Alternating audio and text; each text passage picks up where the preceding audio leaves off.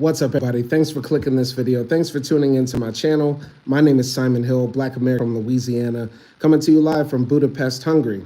And today, if I can remember right, today is June 14th, 2025, about 11:35 p.m. where I'm at right now. And I want to go live very quickly to just get a few things off of my mind. So today is the No Kings protest all across America, and we are living in truly some incredible times. Our 47th president right now is doing a parade with the U.S. Army to celebrate their 250th anniversary, also coinciding with his birthday. Meanwhile, across America, ICE raids are happening where the Immigration and Customs Enforcement agency is breaking into elementary school graduations, rounding up people. We are seeing police brutality at an all-time high. We are seeing right-wing extremists commit assassinations on left-wing politicians.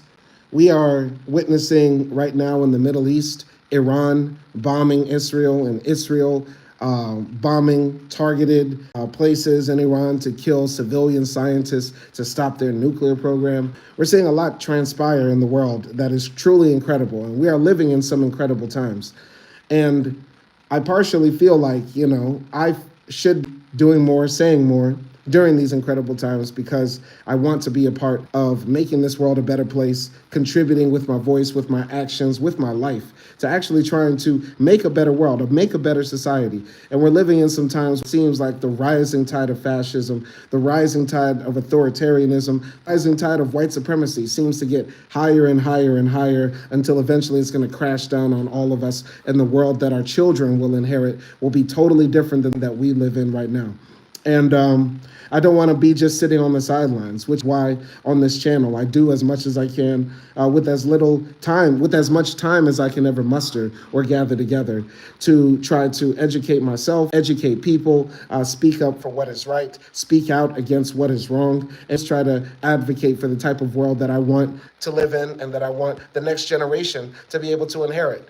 And, because I'm out here in Budapest, Hungary, it's hard for me to be as politically active and on the ground as I want to be with everything that's happening. In Budapest, I did receive an email from Democrats abroad, even though I'm not a Democrat. I am not a part of the Democratic Party. But I did receive an email from the DA abroad saying that, that they were going to have a No Kings protest out here in Budapest. I did not get a chance to go. Totally, did not fit into my agenda. I feel like in capitalism, want to keep you working all the time so that you don't have time to read, to be engaged, to protest. They want everybody to be fighting and scraping for every single dollar that they can get so that they can not have time to actually try to make this world a better place. But unfortunately, that was the reason why I wasn't able to get out there today. Plus, I also have other things to take care of. And, I also feel guilty being here in right-wing, neo-fascist, illiberal democracy Hungary, while what's happening in my country feels so vitally important. I'm out here to get my education. I'm also out here trying to seek a better life for myself, because even though I feel like the fight for justice, for equity, for a socialist future in America is paramount to saving humanity, I do believe that individually we should be seeking our own personal happiness while we live on this earth. And those two things are not mutually exclusive. You can still advocate for and fight for a better world while also trying to live your best life and also your happiest life. If you find a way to stay true to yourself on the inside, that does not have to always coincide with other people's expectations of how you should live your life. You can want a better America while not being in America, and that's how I view things. So if I was in America, though, I would be outside. I would be at all the protests I could. I would be joining up with, organizations or any type of protest organization. I would be with my local chapter of the Communist Party of the USA to actually try and do what I could do with my little hands, words, feet, deeds to try to make this society a better place. But I wanted to, come on here and talk about, why I think this No Kings protest is important. Why I think the movement to show that we don't want authoritarianism in America is important. And also just talk about my life briefly. So like I say at the beginning of every video, I'm from Monroe, Louisiana. from Louisiana. And I bring that up every time because I think that's important to always talk about. I think it's a miracle, first and foremost, that I am here, living, breathing, talking to you, coming out of Louisiana. There are so many people of my generation, so many people that look like me, so many people that have walked the same paths that I've walked and are not here to live to talk about it, like my homeboy George, who I have tattooed on my arm, or so many people who are still trapped in a cycle of poverty, ignorance, and unable to escape that hellhole that we call a state in the 50 states that comprise the USA. And, growing up in Louisiana, I didn't realize it until much later, but Louisiana is the source of my radicalization. I can point to all the books that I've read, all the documentaries I've watched, the information that I've gathered over the years, learning about our history in the United States and the history of oppressed people, poor people, and the fight against the labor movement in the United States. But really what it comes down to, the reason why I hate America, the reason why I want to see a better world, the reason that I advocate so much so for, the bringing down of the status quo in the United States so that we can this world and create a new one, is basically, it all comes down to my experiences in Louisiana. Growing up in Louisiana as a black person, you realize very quickly that you do not have the same rights, you will not have the same economic opportunity, you don't have the same type of standing as a white Louisianian. You learn that very quickly growing up in Louisiana. When you see how all the white folks live on one side of town or across the tracks, their houses are nice, lawns are manicured, their kids get to go to the good schools, you cross the tracks, and then it's a totally different world, almost a shanty town. It's almost like you go from Switzerland to Sudan in one city. You get what I'm saying? And just seeing the Confederate flags everywhere, places named after Confederates, people marching as Confederate soldiers down the streets in the Mardi Gras parade annually every single year. Like growing up and seeing all of that, seeing that David Duke was able to win the majority of the voters in the 1992 election and for Senate in Louisiana, in Washington Parish where I grew up, stuff like that just makes you turn into an animal, turns you into a beast, turns you into, the enemy, turns you into basically like the Bin Laden, basically turns you into Bin Laden. Got to keep it real. And so, while the rest of the country is now experiencing, fascism, they're experiencing the rolling back of civil liberties, they're experiencing, basically a one-party right-wing rule. This is what we've been living through in the South, basically, for generations. For the last few decades, Louisiana, Mississippi, Tennessee, Georgia, South Carolina, North Carolina, you know what I'm saying? North Carolina and Virginia are a bit different because they have a plurality and stuff like that. But basically, in the deep South, deep red South, it's just been one-party rule. When people like to talk about, black people have the most amount of single-parent homes. They have the lowest incomes. They're the most likely to go to jail, likely to be the victims of violent crime. That's all happening in Republican states, like my home state of Louisiana. That's all happening in Republican states like Mississippi. That's all happening in places that we come from and we live, and we're dominated and ruled by a one-party, right-wing, upper-class bourgeoisie. You get what I'm saying? And it's so frustrating. And it feels like, the rest of the country is starting to realize what we've been living with down south. It's basically like, the South might have lost the Civil War, but then in the long term, because basically now the entire country is just becoming Louisiana. The entire country of the United States is basically becoming Louisiana. And now the whole country is realizing, oh shit, this is not what we want. We don't want people that are totally unqualified being in charge. We don't want people that are blind to any other type of ideologies or want Christian nationalism ruling our society or ruling our world. That's not the type of society we want. But this is what we've been going through forever in Louisiana and Mississippi, in Texas, in Tennessee, in Georgia, etc. And that's just what's so frustrating about it. Watching people go out into the streets, rally against the Trump regime, and rally against the right wing, stuff like that. It's like, now y'all are getting it. We've been living through it forever. But when it starts happening to the rest of the country, now they just want to start uprising. That's what's a bit frustrating. Hey, you got to take a win where it lands. You get what I'm saying? You got to take it however it comes. So, with everything that's happening right now, I'm glad that they're standing up to MAGA and realizing that, the Trump regime, is a great mistake.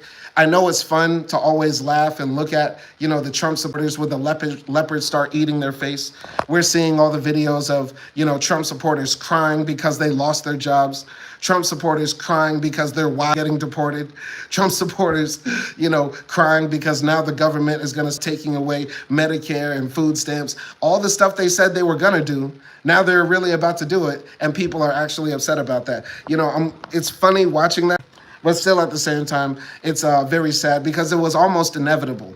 To some degree, it's not surprising that America is reaching this point where, people are openly flirting with the idea of getting rid of the Constitution. Like Donald Trump said, there are parts of the Constitution that should be suspended, according to him. Rule of law doesn't really actually matter. As the Supreme Court said, the president can do anything within his job because he is the president and he is above the law. It's not that hard to imagine that we got to this point in America, because in so many ways, Christian fundamentalism, the type of stuff that we grew up with in the Deep South, where people are just holy, hard, believing in it's God's word, it's inerrant. Jesus Christ himself wrote the Constitution, all this type of stupid shit that I grew up listening to in Louisiana, in the Deep South my whole life. Now the country is getting to see it. And now those people who believe those things, the Christian fundamentalists, Christian Zionists, Christian nationalists, basically are running the country. And it's not that surprising that those type of people would say, yeah, you know what, the president sort of can do whatever he wants. Hey, you know what, the president can run for a third term. Hey, you know what, just like the way we believe wholeheartedly that this man's word written in this book from 3,000 years ago is flawless and inerrant. Hey, so is the king above us.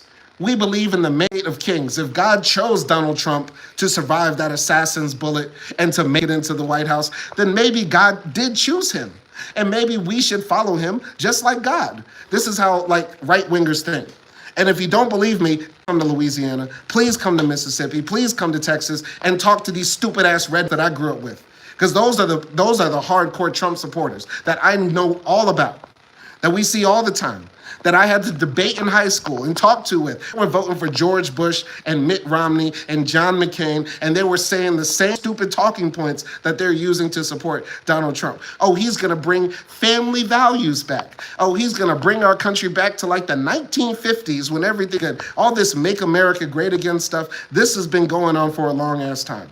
If you grew up in a deep red South, if you knew some actual white folks, if you knew some good old boys, part of that GOP, you've heard these stupid talking points that they use to bolster Trump going on a lot longer than just since 2016. It's been going on since 2004, man. It's been going on since 2004, at least as far as I remember. And plus, somebody older than me, a Gen Xer, will have a much longer memory if they were politically, and hearing these people talk and stuff like that. I mean, if you go watch old videos of, people during the Reagan election and stuff like that, they were calling Reagan the devil if they were tapped in. You get what I'm saying? So it's been going on much, much longer. The Republican Party has been just nothing but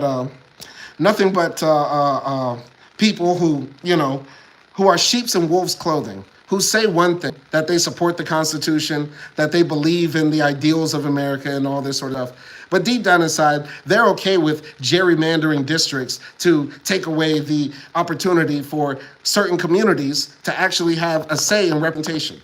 They're okay with, making it illegal to give water to people that are waiting in line to vote. They're okay with taking away early voting and absentee ballots and things like that. All the things that the Republicans talk about, how they say they want to support democracy, are all about the Constitution and all this sort of stuff. It's been a farce and it's been a lie, and it's been going on much, much longer than MAGA.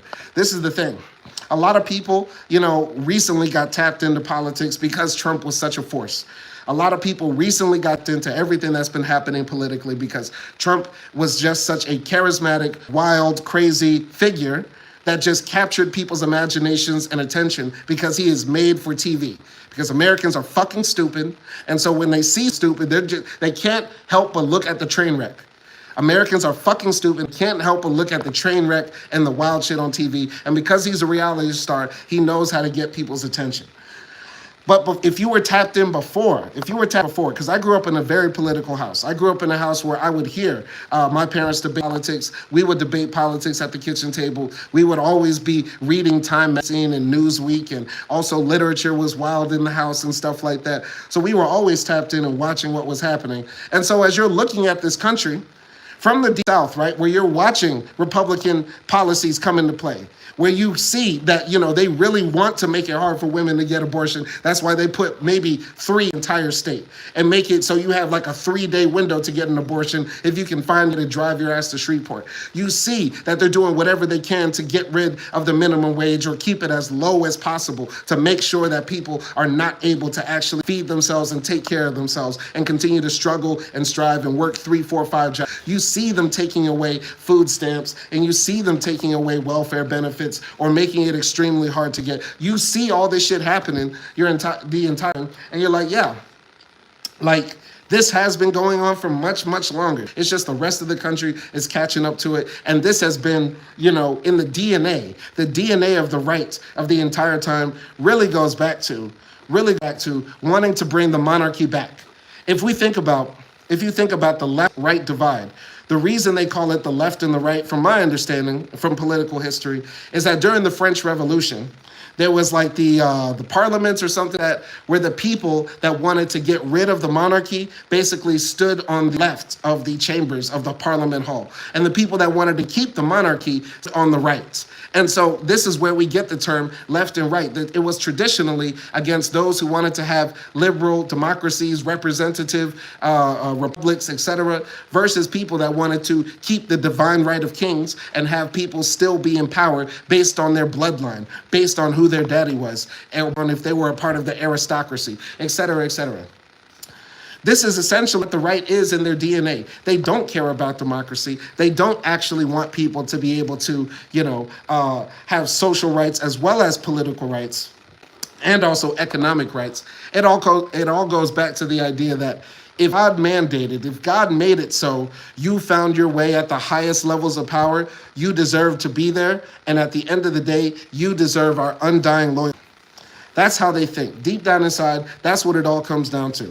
Because the Christian nationalism in our country, where people are, giving thousands of dollars to these, mega church cult leaders, that's a part of the DNA of the right. Part of the DNA of the right is following also these charlatans all the time who sell shit on QVC, who got them giving their money to all sorts of crazy infomercials and shit like that. Like the people are sheep because there's a certain amount of people that just want to follow. Deep down inside, I think a lot of people just want to follow because that's a part of our DNA as humans. Like, we're social creatures, and not all of us have the answers for everything, which is why we follow other people. Other people have the answers. Other people know how to build iPhones. Other people know how to build airplanes. So we give up some autonomy, some sort of independence to people that know more than us. You get what I'm saying? But people on the right give up way, way more. They're willing to say, throw all rationale, all logic out the window just to follow somebody that they believe has their, right intentions in mind. Or I would even argue they don't even care about having the right intentions in mind. It's just about oppressing others. Because let's keep it real, a lot of the people that follow MAGA are just straight up racist. They're straight up xenophobic. They're straight up nationalistic. They're straight up anti-Semitic, straight up Islamophobic, homophobic. It's not about any sort of policy that will benefit them. It's about any sort of policy that will keep the other at bay. What will keep the immigrant out? What will keep the homosexuals and the transsexuals away? What will keep the blacks out of my neighborhood? What will keep the Mexicans across the border? What will keep the Muslims in the desert, et cetera, et cetera? That's how the right wing thinks. And it's very cultish behavior because you're willing to let a regime, you're willing to let an administration take away rights from you, take away your health care, take away your social security, take away Take away your ability for your children to have a better future than you for the sake of hurting and hating on other people. It's absolutely disgusting. That's the world we live in right now. And this is also what's fueling some of the hate that we're seeing in this society right now, because some people don't even think the right goes far enough. Hasamir Fenring says, hey, shout out to Hasamir, shout out to you. But this is the thing, a lot of people on the right wing feel like the administration isn't going far enough, which is why we're seeing some right-wing people go pew pew, pow pow, shooting down Democratic politicians. We saw in Minnesota today. Today, 2 Democratic lawmakers, the state of Minnesota, which has like a 50-50 House Congress. By the way, the majority of the House Congresses and Senates across the state are ran by Republicans, right? Because the Republicans play the long game. They want to bring the monarchy back, and they'll do it by any means necessary. But basically, Minnesota is one of the few states where Democrats have a fighting chance at the state level. And a right-winger said, you know what we're going to do? We're going to even the odds. We're going to run a great campaign. We're going to get these people out of office by convincing the public that their policies are wrong. No, they decided to shoot them. A 57-year-old white man decided to run up on 2 other white people, by the way, and just straight up slaughter them. That's the type of world we're living in now, because that's what the right is all about. It's not about democracy. It's not about convincing people that their ideas are better. It's about how can we get force and wield it by any means necessary. And if God allowed us to get power, then we deserve to wield power. And whoever makes it to the top of the food chain, by any means necessary, God allowed them to be there, okay? Hasamir Fenring said, what do you think about the current war between Israel and Iran? I think that Israel, at this point, is, a mafia state ran by Netanyahu, and Netanyahu is doing anything in his power to remain in power, because first and foremost, if it wasn't for Gaza, if it wasn't for, the fact that America is cucked by Israel and the military-industrial complex, Netanyahu might be in jail because his corruption charges are so blatant. Like, the way he has been running his regime, he has basically been a mafia boss at the top. But he has been able to use the war in Gaza, which is actually a genocide against the Palestinian people, and also tensions with Hezbollah in Lebanon, and tensions with Syria, and also tensions with Iran, to get the heat off of his back from the police that have been investigating him for basically taking money and taking bribes from people afar and domestically in his country.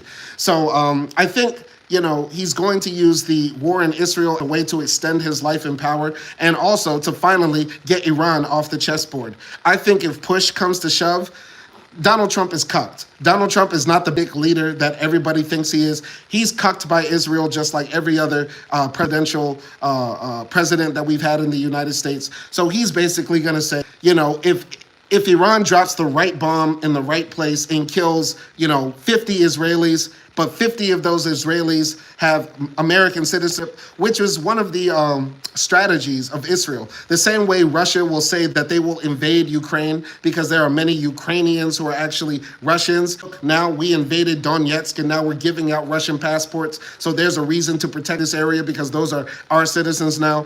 Israel made it so that their country is basically a satellite state of the U.S. by getting so many Americans to basically move there, give them passports through Aliyah, through the right of return. And because they're Jewish, dual Israeli, dual American citizens, if Hezbollah or Iran were to bomb it, they're going to kill some Americans. Some Americans die if Iran bombs Israel.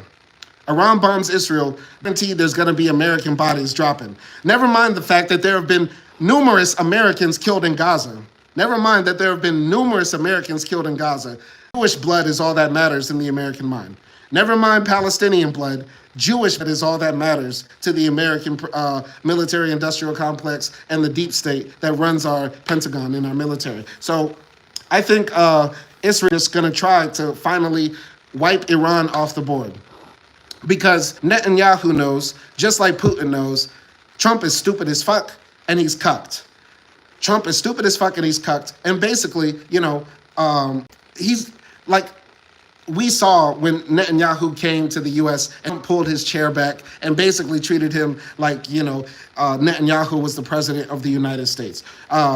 Trump likes to act like a man with power. Netanyahu, a man that really has power and knows how to wield it, and is crazy enough because he's an ideologue. He's a full-on Zionist ideologue who really believes in the idea of the Jewish state. You know, he's one of the first or second generation born Israeli children, like in the Jewish state, right? So he's closer to identity than maybe like a younger Jewish person is. So like, yeah, he's from that old guard who is like a hardliner, just the same way the Ayatollah is. And so, you know, he wants to try to guarantee the safety and the well-being and the future of, you know, Jewish children. So he's going to try to wipe Iran off the board by antagonizing them to the ultimate degree. That's what I think. He knows that America is eventually going to get wrangled in because Iran is going to start bombing our bases in Qatar or Iraq or straight up in Tel Aviv, and 30 Americans will die in an apartment complex that gets shattered to the ground. That's what I think is going to happen. So, yeah. And I think the same thing is going to, you know, to some degree, like the same thing, Russia is like not playing with Ukraine, and they don't give a fuck about Trump, you know, saying he wants to end the war. Like, it was going to keep doing what it was going to do, whether Kamala won or whether Trump ran, or whether Trump won. You get what I'm saying?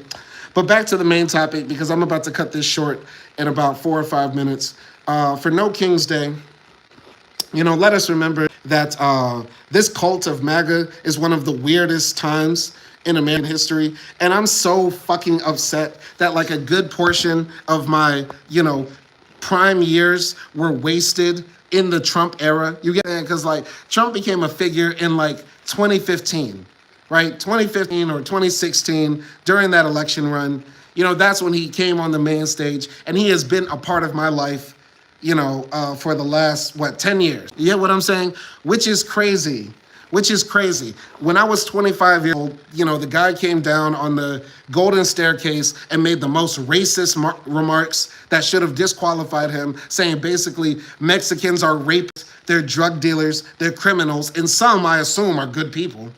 And then want to attack Muslims, saying we should ban all the Muslims coming into America. And I think Muslims hate America. You know, disrespectful remarks about the blacks, crazy shit like that. And then first administration, total disaster. Hundreds of thousands of Americans died during COVID, tanks the economy, all sorts of stupid shit. And then Americans do it again 4 years later because we're the stupidest nation on the planet, right? And yeah, I'm just upset that my prime years were wasted. Like, we should have like flying cars and universal health care by now. Instead, all we got was QAnon and Pizzagate and Covfefe and like all sorts of dumb shit. And I'm so pissed. Because, you know, like Trump's just weirdness has like set like American politics back, like all the good trajectory we were on. Like if there was any sort of like path towards, you know, any type of like, you know, society that actually like disincentivizes bad behavior, doesn't reward narcissistic behavior, sociopathic behavior, like that ship has sailed. Like Trump has now become like now an American icon. Like there will be some 50-year-old millennial or 70-year-old Gen Xer, you know, with Trump's picture on the wall with his ear bleeding, you know, after, like, that shit is, like, now a part of our culture, our identity and shit like that. Like, it will take, like, a few generations. Like, all of us will have, by the time all of us are dead, like, anybody alive right now who is witnessing and conscious during the Trump era,